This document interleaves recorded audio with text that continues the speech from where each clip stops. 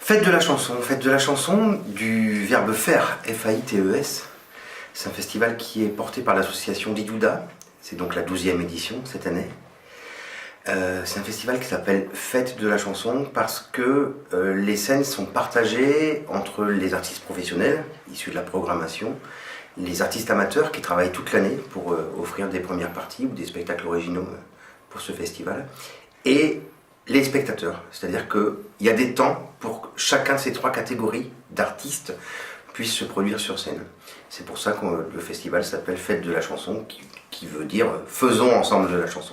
La programmation de Fête de la chanson est vraiment une programmation axée sur la découverte. C'est-à-dire que c'est le maître mot de Didouda, c'est qu'on aime vous faire découvrir ce que vous allez aimer. C'est-à-dire que c'est pas, on ne fait pas découvrir ce que vous aimez déjà, on aime vous proposer ce que vous allez sûrement aimer dès qu'on vous les aura montrés.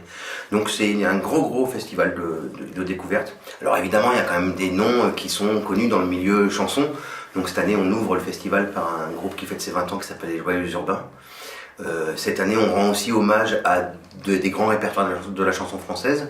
Il y a notamment un spectacle qui s'appelle C'est un joli nom camarade, qui est un spectacle collectif de 12 chanteurs et 4 musiciens, 12 chanteurs qui ont des carrières solo par ailleurs et qui ont choisi de porter le répertoire de Jean Ferrat.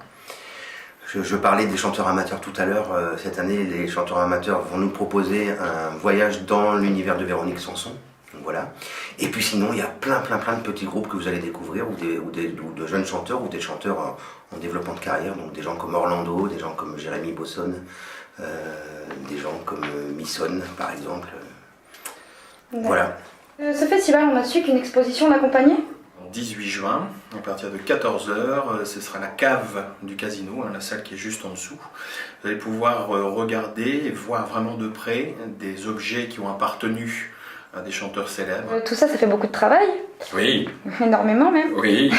Et donc pour tout ça, pour gérer ce festival en nombre salarié, en nombre main-d'œuvre, quoi ?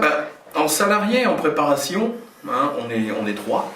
Donc il y a Joël, Sylvie qui est la directrice de l'asso et moi.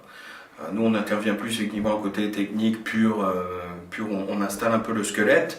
Et puis après il y a différentes branches qui sont déléguées à des bénévoles, des référents bénévoles qui vont travailler sur l'organisation, de la restauration, de la com, de l'accueil des artistes, de la déco, du montage, du démontage, du transport. Enfin il y en a une liste impressionnante et ça c'est les bénévoles qui font ça entre guillemets dans leur coin, et puis on se rencontre régulièrement parce que le but du jeu c'est qu'on ne travaille pas chacun de son côté, c'est qu'on travaille ensemble pour y arriver.